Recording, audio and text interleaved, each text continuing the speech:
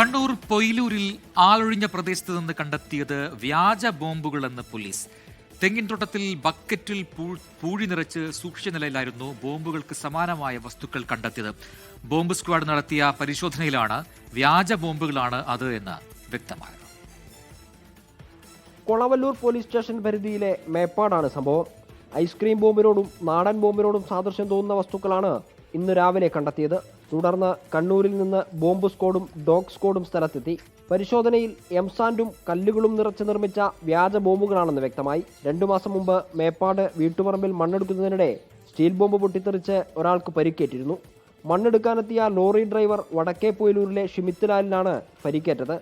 അന്ന് നടത്തിയ പരിശോധനയിൽ 4 ബോംബുകളും കണ്ടെത്തിയിരുന്നു.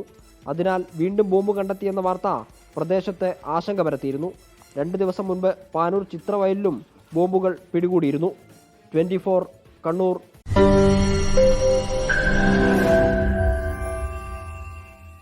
ലോകത്തെവിടെയായാലും ഏത് സമയത്തും 24 വാർത്തകളും ഓഗ്മെന്റഡ് റിയാലിറ്റി പാക്കേജുകളും എക്സ്പ്ലെയിനറുകളും വിശദമായി കാണാൻ ഞങ്ങളുടെ യൂട്യൂബ് ചാനൽ നിങ്ങൾക്ക് സബ്സ്ക്രൈബ് ചെയ്യാം.